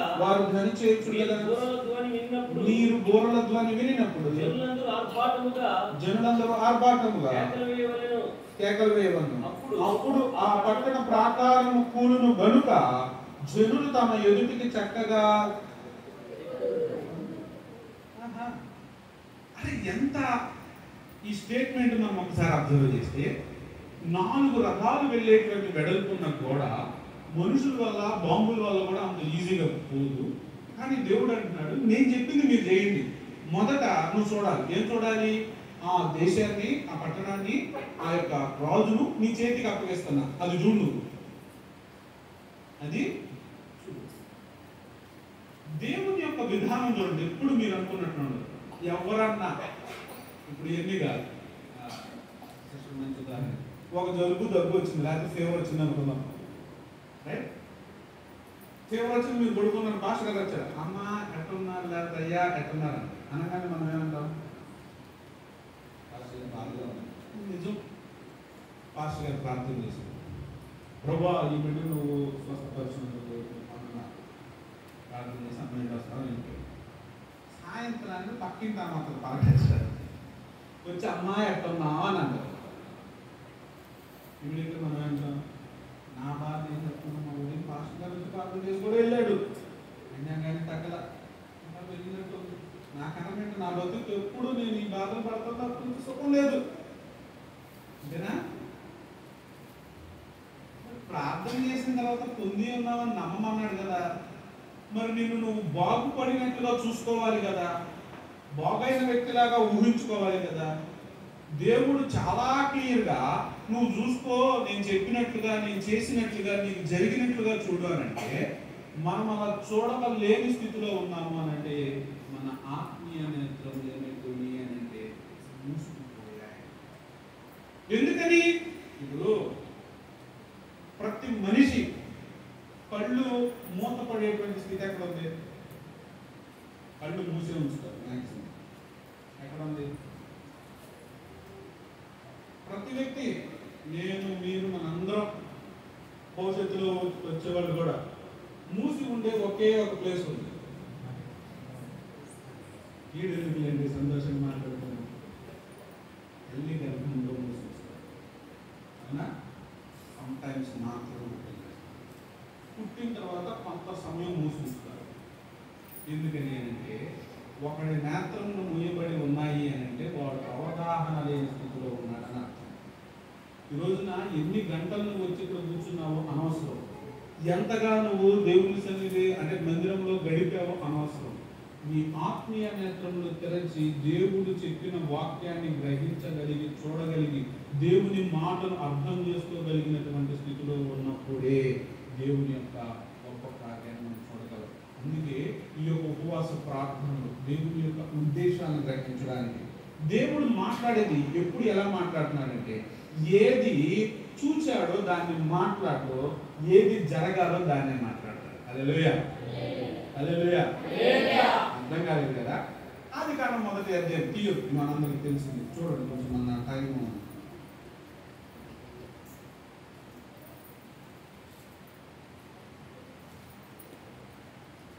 సో రైట్, ఇప్పుడు ఆదికాండం మనం చూసాం. ఆదికాండం చూస్తే దేవుని ఆత్మ జలముల పైన, రైట్, దేవుని ఆత్మ తండ్రి అయిన దేవునికి విషయాన్ని తెలియజేస్తుంది. ఇప్పుడు తండ్రి అయిన దేవుడు ఏం చూశాడు? చీకటిని చూచి, అంతేనా? చీకటిని పట్టించుకోవాలి దేవుడు. వెలుగు కలుగు గాక అన్నాడు. వెలుగును చూచి, వెలుగును చీకటిని వేరుపరిచి వెలుగు మంచిదని చూశాడు. హల్లెలూయా, హల్లెలూయా. అవునా? రెండోది, ఆకాశంలో ఉన్న జలాన్ని, వీటిని, భూమిని అంతటిని చూశాడా? అదంతా కూలిపోయిందో చూశాడా? బాగు చేయాలని చూశాడా? మీరు అధ్యాయాన్ని మనసు పెట్టి చదవండి. ఎన్నడూ దేవుడు చెడిపోయిన దానిని పట్టించుకోలా, పాడైపోయిన దాన్ని పట్టించుకోలా, ఏమాత్రం ఆకారం లేని దాన్ని పట్టించుకోలా. దానిని ఎలా సరి చేయాలో, ఏం చేయాలో మాత్రమే చూశాడు. హల్లెలూయా. దేవుని నైజం ఇది. దేవుడు నిన్ను చూసినప్పుడు కూడా మ్యాక్సిమం ఆయన నీ కష్టాన్ని, బాధను చూడదు. ఆయన మాట ఏదైతే ఉంటుందంటే, ఆయన ఎల్లవేళలా అంటాడు, నువ్వు కష్టంలో ఉంటే నీకు సుఖం ఉంది అని అంటాడు. నువ్వు రోగంతో ఉంటే నీకు ఆరోగ్యం ఉంది అంటాడు. నువ్వు అప్పులతో ఉంటే నువ్వు సమృద్ధి కలిగిన వాడవు అని అంటాడు. నువ్వు ఇరుకులు ఇబ్బందులతో బాధపడుతుంటే శాంతి సమాధానాలే నీకున్నాయి అని అంటాడు. ఎందుకనంటే నా దేవుడు నీ దగ్గర ఉన్నటువంటి ప్రాబ్లం చూడు, ఆ ప్రాబ్లం సొల్యూషన్ దాటి నువ్వు గెలిచి నిలబడినటువంటి స్థితిలో చూస్తాడు, దాన్ని నేను మాట్లాడతాడు. హల్లెలూయా. అందుకని యెహోషువతో చెప్పాడు, నేను చెప్తున్నాను నువ్వు చూడు. ఏం చూడాలి అని అంటే, నువ్వు చూడవలసింది ఏంటంటే, నేను వాళ్ళని మీకు అప్పు చెప్పా, అది కూలిపోయింది, దాన్ని దాటి మీరు వెళ్ళిపోతారు. ఈరోజున నేను చెప్తున్నాను, నా దేవుడు నీకు ఎందుకు ఈ విషయాలన్నీ చెప్తున్నాడు అని అంటే, నీ మనసే నీకు తిరిగి వచ్చేటువంటి స్థితి. ఇందాక మనం చదువుకున్న సామెతల గ్రంథం అంటాడు, హృదయం నుండే జీవధారణ బయలుదేరును కాబట్టి మొదట నీ హృదయాన్ని ఏం చేయాలా? కాపాడుకోవాలి భద్రంగా. మన హృదయమే మనకు సమస్తం. మన హృదయం నీవు ఆలోచించే విధానమే సమస్తాన్ని మారుస్తుంది. కాబట్టి దేవుడు చెప్పినట్లుగా దేవుని ఉద్దేశాన్ని నువ్వు చూడగలిగి, దేవుని ఉద్దేశాన్ని గ్రహించి, దాని ప్రకారంగా నిన్ను నువ్వు చూసుకోవటము, నీ పరిస్థితులను చూసుకోవడం నువ్వు చేయాలి. లేనప్పుడు నువ్వు ఏమాత్రం కూడా ముందుకు సాగలేదు. దేవుడి నేచర్ ఆయన గుణం, అది ఆయన లక్షణం. అది ఎప్పుడు నీకు చెడు జరుగుతుంది అని మాట్లాడు. దేవుడు ఎవరితోనైనా ప్రవచనాత్మకంగా కానీ, వాక్యానుసారంగా కానీ, వాక్యంలో నుంచి కానీ జాగ్రత్త అని చెప్తే అది హెచ్చరిక కానీ, అది నీకు జరుగుతుంది, దాన్ని నువ్వు అనుభవించక తప్పదు అని కాదు. చాలా సందర్భాల్లో మన అజ్ఞానము మనల్ని పాడు చేస్తూ ఉంటారు. ఏంటి మన అజ్ఞానం అని అంటే, కీడు కళ వచ్చింది. నేను ఫ్రీ అని అంటాను, నాకు కళ వచ్చింది పాస్టర్. ఏమని? నేను నా ఇంట్లో ఉండడం, అది ఇల్లు అమ్మేస్తే మొత్తం పోతామని మాకు దేవుడు ముందే చూపించాడు. అయితే దేవుడు చూపించిందా, దెయ్యం చూపించిందా? దేవుడు చూపించిందా, దెయ్యం చూపించిందా? నష్టపోతావని దేవుడు ఎప్పుడని చెప్తాడా? ఆయన ఏమన్నాడు? నా దగ్గరికి నేను మీకు శాంతిని అనుగ్రహిస్తాను అన్నాడు. రోగంతో నేను మీకు స్వస్థతను ఇస్తున్నా అన్నాడు. నేను పొందిన గాయాలు, నా రక్తం అంతా మీకు స్వస్థతను ఇవ్వడానికి. పాపంలో ఉన్నావా, నేను మీకు రక్షణ ఇస్తాను, ఈ పాపం నుంచి మిమ్మల్ని తొలగిస్తాను అన్నాడు. నా దేవుడు ఎప్పుడు శాపాన్ని ఇవ్వలా. ఆయన ఏమన్నాడంటే, నువ్వు తప్పితే శాపం వచ్చే ప్రమాదం ఉంది, కాబట్టి జాగ్రత్తగా ఉండని వారిని ఇస్తున్నాడు, దాన్ని అనుభవించాలని కాదు. ఒకవేళ మీరు దాన్ని నమ్మితే నేను అడిగిన ప్రశ్నకు ఎవరైనా సమాధానం చెప్పండి. యోసేపు కాలంలో ఐగుప్తులో 7 సంవత్సరాలు సమృద్ధి, 7 సంవత్సరాలు కరువు వస్తుంది. మహాకరువు, కరువు రెండో ఉన్నాయి. ఇప్పుడు ఆ కళను దేవుడు చూపించాడు, కీడు జరుగుతుందని. మరి ఎందుకు జరగాల? ఎందుకు జరగాల? ఈరోజు చాలా మంది పిచ్చికళలు వచ్చి ఆ కళలు భయం పెట్టుకొని, షుగర్లో బీపీలు తెచ్చుకొని, అప్పుడప్పుడు హాస్పిటల్లోకి చచ్చిపోయానయ్యా, నా కళ వచ్చిందని చెప్పుకోవటం, వెళ్ళటం, రావటం. ఇప్పుడుంటే దేవుడు నీతోనే చెప్తుంది, దేవుడు నీకు చెప్పింది జాగ్రత్త పడమని, నీవు సరిదిద్దుకొని మార్చుకోమని తప్ప నువ్వు నాశనం అయిపోవాలని కాదు. దేవుడు ఎప్పుడు చెప్పడు. దేవుడు చెప్పేది, ఎప్పుడైతే నీకు శ్రమ వచ్చిందో దాని వెంటనే దేవుని నువ్వు అడిగి శ్రమకు సొల్యూషన్ తెలుసుకో. ఎలాగైతే యేసేపు ఫరో ఆ యేసేపుని అడిగినప్పుడు, ఇదిగో నేను దేవుడి సన్నిధిలో చక్కగా ప్రార్థన సొల్యూషన్ చెప్పాడు. వాళ్ళు 7 సంవత్సరాలు 14 సంవత్సరాలు కరువు లేకుండా, బాధ లేకుండా, కడుపు నిండా తిని బ్రతకడానికి సమస్తము సమకూర్చబడింది. దేవుడిని మనం ఎప్పుడైతే తప్పుగా అర్థం చేసుకుంటామో ముందుకు వెళ్ళలేము. అయితే ఎలాగైతే యెహోషువ ఇక్కడ చూశాడో, తర్వాత చదవండి మీరు ఈ అధ్యాయాన్ని. యాజ్ ఇట్ ఈజ్ గా వాళ్ళు ఏమాత్రం కష్టపడకుండా ఆ రాజును, అక్కడ ఉన్న అధికారులను, ఆ బిల్డింగ్ అన్నింటినీ కూల్చి దాన్ని గెలిచినటువంటి స్థితిని ఈ అధ్యాయంలో మనం చూస్తాం. హల్లెలూయా, హల్లెలూయా. సో ఈ రోజున నీవు ఏ విషయంలో ఓడిపోయావో నాకు తెలియదు, నీ ముందున్న ఎరుపుగోడ ఏంటో నాకు తెలియదు. కానీ నీలో ఉన్న అనారోగ్యమైన, ఎరుపుగోడలైనా, ఎర్ర సముద్రాలైనా, లేదంటే యోర్దాను నదులైనా, ఏదైనా నా దేవుడు ఈ రాత్రికాల సమయంలో నీ ప్రార్థన బట్టి సరిచేయాలనుకుంటున్నాడు. చూస్తుండగానే సమస్తము కూలిపోయింది. ఇశ్రాయేలు అలా దాటి వెళ్ళినట్టుగా మీరు కూడా మీ సమస్య నుంచి అలా దాటి ముందుకు వెళ్ళాలి. ఎలాగనంటే, ఇప్పుడే ఒక డెసిషన్ తీసుకోవాలి. ఏంటంటే డెసిషన్ అంటే, ప్రభువా ఈ లైఫ్లో దేవుడికి వ్యతిరేకమైన కొన్ని ఉన్నాయి, వాటిని క్షమించమని అడగాలి. రెండవది, ఇప్పటి నుంచి నేను ఆత్మ సంబంధంగా వెళ్ళాలనుకుంటున్నాను, అడగాలి, సహాయం చేయాలి. పరిశుద్ధాత్మ దేవ, ఈరోజు నన్ను దర్శించి, పాపము నిమిత్తం నన్ను ఒప్పించి, నీతి నిమిత్తం నన్ను ఒప్పించి, నీ తీర్పులను బట్టి నన్ను ఒప్పించి, నీ నడిపింపులో నడిచే కృపను నాకు ఇవ్వండి. ఒకవేళ ఎవరైనా బాప్తిసం తీసుకున్నారు, దేవుని యొక్క ఆత్మతో నడిచే అనుభవం లేదు, అన్ని భాషలతో మాట్లాడే అనుభవం లేదు, ఖచ్చితంగా కావాలి. పరిశుద్ధాత్మతో నడిపి కావాలి. అవునన్నా కాదన్నా ఆయన తప్ప ఇంకెవరు నీకు బోధించలేదు లాంటి విషయం. ఆయన నీతో ఉన్నప్పుడే జరుగుతుంది. నీ సమస్యను నువ్వు పెద్దగా అనుకున్నావు ఇప్పుడు వరకు కాదు, నీ కష్టాన్ని పెద్దగా అనుకున్నావు కాదు. పెద్ద పని ఏంటంటే దేవుని స్వరాన్ని వింటాం, ఆత్మలో ఎదగడానికి ప్రయాసపడడం. ఇదే నీకున్న పెద్ద పని. ఇది నువ్వు చేయగలిగితే ఎరుగు గోడలైనా ఎలాంటివైనా నీది ముందు నీవు వాటన్నిటిని అలా సింపుల్గా దాటి వెళ్ళినటువంటి స్థితిలో వెళ్ళిపోతావు. వాటిని నీకు తెలుస్తావు తప్ప ఎన్నడూ ఓటమి అనేది నీ జీవితంలో ఉండదు. ఏదైనా సరే ఆలోచించి నీ ధ్యాస కొంచెం మారుతావు. మీరు అస్సలు భక్తి లేని వాళ్ళు, ఏం తెలియని వాళ్ళని నేను అనుకోను.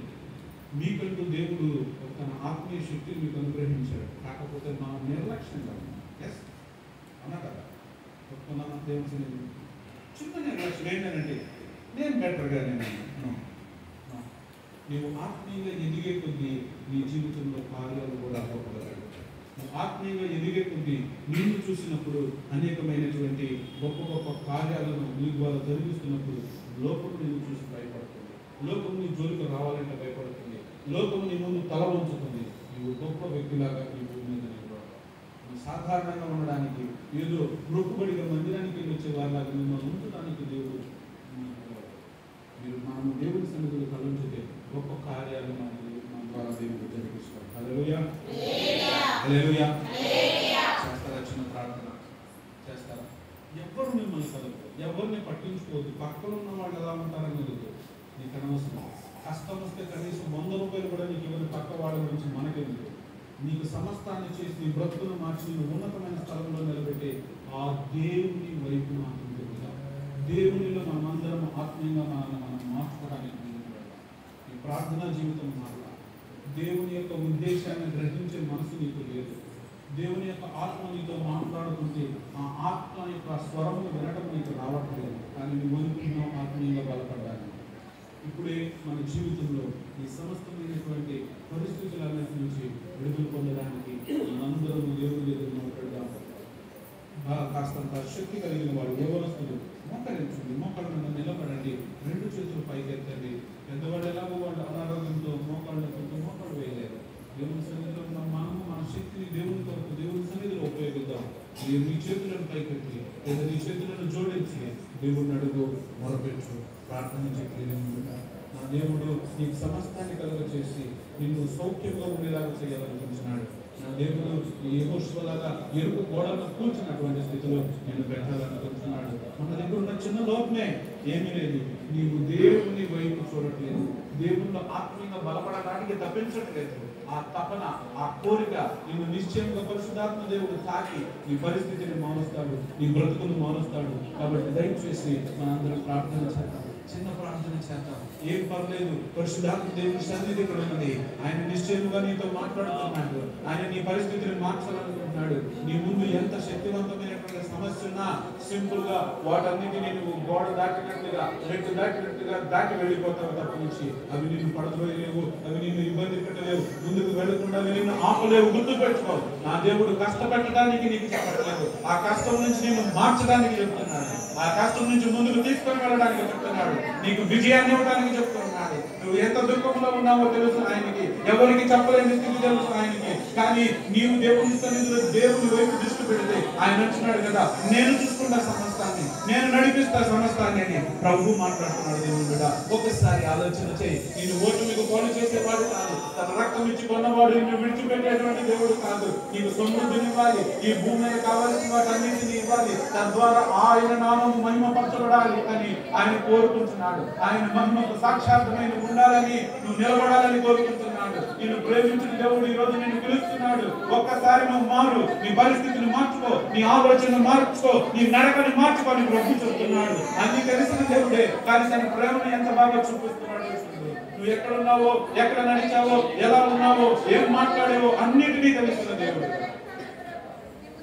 ఆ దేవుడు ఈ రోజు నీకు చెప్తున్నాడు, ఒక్కసారి నా వైపు తిరగాలి. నువ్వు ఆత్మీయమైన యాత్రను ప్రారంభించు, ఆత్మ సంబంధమైన నడకను ప్రారంభించు. నీ ప్రార్థన జీవితాన్ని మార్చుకో.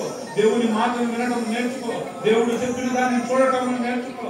ప్రార్థించిన వాటిని పొంది ఉన్నామనే విశ్వాసం యొక్క ఆ నడవడికలో ముందుకు సాగడానికి దేవుని ఎదుట నీవు దేవుని వైపు తిరుగు. ఒకవేళ పరిశుద్ధాత్మ దేవుని స్వరం నడిపి గ్రహించలేకపోతున్నావా, ఈ రోజు నుంచి పరిశుద్ధాత్మ దేవా నాలోనికి రండి, నన్ను మార్చావు ప్రభా, నా ఆలోచన మార్చావు, ఈ రోజు నన్ను నడిపించు, సక్రమమైనటువంటి మార్గంలో నన్ను నడిపించు, చక్కటి విధానంలో నన్ను నడిపించు అని పరిశుద్ధాత్మ దేవుని నువ్వు ఆహ్వానిస్తే కనుక ఆహ్వానిస్తే ఈ రోజు నేను చెప్తున్నాను, దేవుని యొక్క సన్నిధి ఇక్కడ కుమ్మరించబడతారు. ఎవరైతే దేవుని యొక్క అన్ని భాషలతో నింపబడాలి, నేను పరిశుద్ధాత్మను పొందుకోవాలి, ఆయనతో సహవాసం నాకు కావాలి, ఆయన స్వరము నేను వినాలి, ఆయన చెప్పిన వాటిని నేను చూడాలనుకుంటున్న వాళ్ళు ఇప్పుడే మీ రెండు చేతులు పైకెత్తి పరిశుద్ధాత్మ దేవాలయానికి రండి, నా మధ్యలోనికి రండి అని మీరు ప్రార్థిస్తుండగా పరిశుద్ధాత్మ దేవుడు అన్ని భాషలతో మిమ్మల్ని నింపబోతున్నాడు. ఓరి బాబా రే కల్లా శబర కోజర మరే కల్లా దరి ఓరి కల్లా బాబా బొమ్మని కల్లా రే కో శబరే కల్లా జరా ఓరి బెరే కో నోంద్రో మరే కల్లా బారో శబరే కల్లా జరే హిత్రో మొన్ని కల్లా ఓరి కేంద్ర బాబా బాబా రే శబర కంద్ర మరే కల్లా బాని కల్లా బరి అఖార పలి కల్లా శబరే కల్లా జరే ఏ సునామని కల్లా బరి ఏ సునామని కల్లా పరి క శబరే యాడ కల్లా జరాబా ఓరి క పరి కల్లా శబరే యాడ కల్లా దోరే ఏ నమోని కల్లా శబరే ఏ నమోని క పరి కల్లా శబరా జబరే ఓరి బాబా Oli baraka la sadara bara, oli baraka sadara ya la dari, oli baraka la sadara ya ramani la baraka la sadara. శిక్షణ దేవుడు నిన్ను మార్చున్నాడు, నీ హృదయాన్ని ఆయన వైపు తిప్పి ఉన్నాడు. కోటాడు దేవుడు వస్తాను ఆఖరి దేవుని రమ్మని ఆహ్వానించు. పరిశుద్ధాత్మ దేవుడు నిన్ను తాకులాగున ఈ కాలం నీ జీవితం ఇప్పుడే ఇక్కడే జరుగుతుంది. Right now in the name of Jesus. Holy Spirit I release you in the name of Jesus. Holy Spirit I release your anointing in the name of Jesus. ఓరి బాబా శబర కల్లందరా ఓరి బలాల శబర కల్లందరా నూతన అభిషేకం, నూతన బలం, నూతన అభిషేకం, నూతన బలం ఇప్పుడే ఇప్పుడే ఇప్పుడే నీ బిడ్డల ప్రవేశిస్తుంది. ఓరి బారి రాల శబర కల్లందరా ఓరి బలాల శబర కల్లందరా మరి కల్లందరా కొలికే రోబోలే రోబోలే శబర కల్లందరా ఓరి బలామని కల శబర కల్లందరా. Speak out in the name of Jesus. Speak out in the name of Jesus. Speak out in the name of Jesus. I said speak out in the name of Jesus. Right now in the name of Jesus. Oh, Rimarala Shandari Arakala ఈ కన్నిటిని చూస్తున్నవాడు, ఈ ప్రార్థన వింటున్నవాడు, మనసు మారగా ఇప్పుడే ఆయన నీలో ఉండి నడిపించే నాయకుడుగా ఉంటున్నాడు. ఇక మీద నీ ఆలోచనలు ఉండవు, ఆత్మ సంబంధమైన ఆలోచనగా మారుతున్నాయి. ఇక నుంచి నీ ప్రవర్తన ఉండదు, ఆత్మ సంబంధమైన ప్రవర్తనగా ఇప్పుడే పరిశుద్ధాత్మ దేవుడు నిన్ను టర్న్ చేస్తున్నాడు.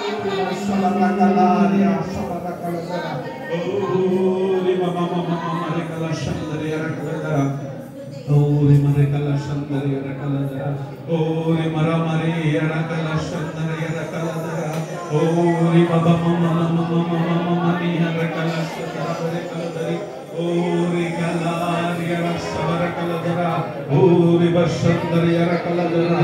దేవుని బలమైన అభిషేకం నీ మీద కుమ్మరించబడతా ఉంటుంది. నువ్వులాగా ఉండట్లేదు. ఈ రోజున నీలో గొప్ప కార్యము పరిశుద్ధాత్మ దేవుడు చేస్తున్నాడు. అది నువ్వెవరైనా కావచ్చు, ఏ స్థితిలో ఉండవచ్చు, ఏ వయసుతో సంబంధం లేదు. నీవు ఆసక్తి కలిగి ఉంటే నీ రెండు చేతులు పైకెత్తి తండ్రి నాలో పని చేయండి, పరిశుద్ధాత్మ దేవా నాలోనికి రండి అని నువ్వు అడుగుతుండగా దేవుని యొక్క అభిషేకము బలముగా నీ మీద కుమ్మరించబడుతుంది. నువ్వు చూడగలిగితే ఇప్పుడే నువ్వు రిసీవ్ చేసుకున్నావు.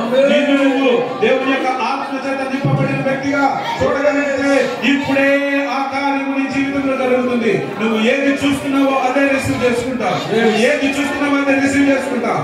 Right now thank you Jesus, thank you Holy Spirit. నీకు అభిషేకాన్ని కుమ్మరించినందుకు నీకు వందనాలు. Thank you thank you thank you thank you Holy Spirit God, thank you Holy Spirit God, thank you Holy Spirit God, thank you Holy Spirit God, thank you Holy Spirit God. బాబుగా మీ నోరు తెరవండి, మీ నోట నా మాటలు ఉంచదని చెప్పిన వాడు ఈ రోజు మీ నోరు తెరుస్తుండగా దేవుని ఆత్మాభిషేకం బలముగా అభిషేకం కుమ్మరించబడుతుంది. అన్ని భాషలతో నువ్వు మాట్లాడావు. యేసు నామములో, యేసు నామములో మాట్లాడావు, యేసు నామములో మాట్లాడని భాషలతో, యేసు నామములో మాట్లాడని భాషలతో. మనం దేవుని స్వరాన్ని వినాలి, మనం దేవుని మాటలను గ్రహించి చూడగలగాలి. ఆత్మలో ప్రార్థన జీవితం మార్చబడాలి. పరిశుద్ధాత్మ దేవుని వలన మాత్రమే జరుగుతుంది. పరిశుద్ధాత్మ దేవుని వలన మాత్రమే జరుగుతుంది. నోరు తెరు. ఇప్పుడే దేవుడు అభిషేకించాడు. నిన్నే దేవుడు మాట్లాడుతుంది. ఇప్పుడే నేను అభిషేకించాడు. అనుమానించకు. నోరు తెరువు. బిగ్గరగా ప్రభువు ఆయన మాటలు నీ నోట ఉంచి ఉన్నాడు. ఇప్పుడు ఆయన మాటలు నీ నోట ఉంచి ఉన్నాడు. ఆయన మాటలు నీ నోట ఉన్నాయి. బిగ్గరగా దేవుని ఆత్మను చెప్పుకుందాం. ఆయన చేసే కార్యాన్ని అద్భుత రీతిగా ఇప్పుడే మనం చూడబోతున్నాం. అద్భుతాలు ఇక్కడ జరగబోతున్నాయి. అద్భుతాలు జరగబోతున్నాయి. ఆయన సూచక్రియలను చూపించబోతున్నాడు. ఈ రోగం ఈ క్షణం నుంచి విడుదల కలిగింది. రోగం నుంచి విడుదల పొందావు. ఇప్పుడే రోగం నుంచి విడుదల పొందావు. Yes, Lord, yes, Lord, yes, Lord, yes, Lord, yes, Lord. Oh, Rivashandara kara dara. Oh, Yesu Raja, nike వందనములు. కార్యమును జరిగించినందుకు నీకు వందనాలు. నీ ప్రభావమును చూపినందుకు వందనాలు ప్రభువైనా. అనేక మంది నీ యొక్క ఆత్మాభిషేకమును ఇప్పుడే అనుభవించినందుకు వందనాలు. ఏది చూస్తామో అది మేము అనుభవిస్తున్నాం. ఏది చూస్తామో మేము అది అనుభవిస్తున్నాం ప్రభువైనా. ఇప్పుడే నీ కార్యమును జరిగించినందుకు వందనాలు. సంచరించి తన సేవకుల ద్వారా మనతో మాట్లాడి ఉండగా ప్రతి మాట నా దేవుడు స్థిరపరుస్తూ ఉన్నాడు. నెరవేర్పులను తీసుకొస్తూ ఉన్నాడు. ఇదిగో ఈ రాత్రి నా దేవుడి జీవముగా మన మధ్యలో సంచరించిన వేళ ఆయన స్వరము ద్వారా, ఆయన స్పర్శ ద్వారా, ఆయన ఆత్మ ద్వారా మనల్ని తాకి ఉన్నాడు. హల్లెలూయా, హల్లెలూయా. చీకటి తొలగే నీతి సూర్యుడు నాలో ఉదయించే. చీకటి తొలగే